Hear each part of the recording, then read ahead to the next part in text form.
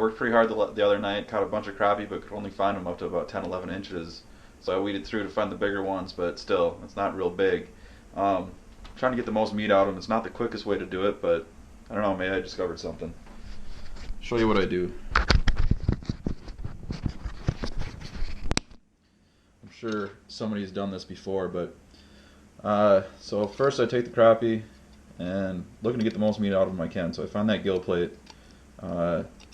make sort of a 45-degree cut into the back, find the backbone, and then I just take and I poke along the rib cage without going through the rib cage. Probably need to sharpen my knife, but just keep poking along until you can kind of feel where the back of the rib cage is back here. And then I take and I put the knife again a little bit of an angle there so I can cut down to the belly meat and get a good chunk of that out. Then I can control where my blade tip comes out there, right on the crease of the bottom. And I just zip it all the way off at the tail. And now the trick is to finish the cut down through the fin. The reason why I do that angle cut here is so I can keep a little bit more of that belly meat on there. So I come on and I just come basically straight down with that cut and cut through those two tendons there to the fins. So then the trick is working this piece of meat off the rib cage. Like I said, one of the things to do is make sure that you cut that belly meat up to that rib cage before you take the fillet all the way off. So you've kind of made a V cut in the fish. If you can see that, I've kind of separated it to the rib cage all the way around there. See if I can show that a little better.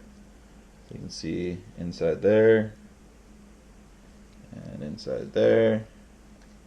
I've taken it across there and it's connected almost all the way to there.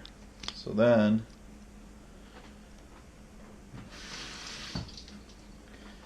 you gotta take and separate it from the rib cage, and the toughest parts are right at the front here.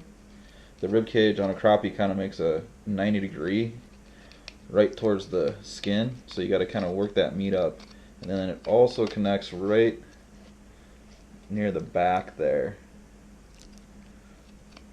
So if I can get that up,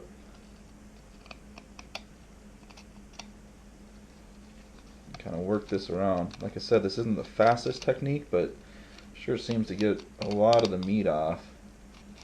So I just kind of work that around, keeping my blade down, get as much of that meat as I can, working that meat off the rib cage there.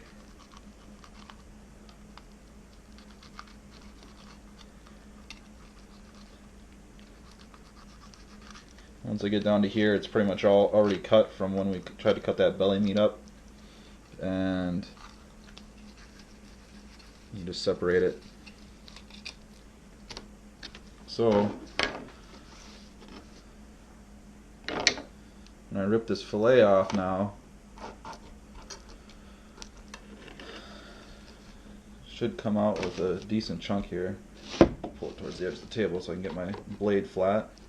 Just your standard, keep your blade down towards the fillet a little bit.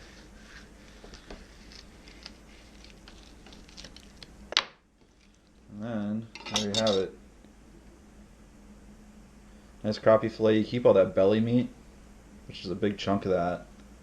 And this is actually a pretty decent chunk of meat for a 10-inch crappie. So, I don't know, it works. Takes a little bit of time, but you get most of the meat that way.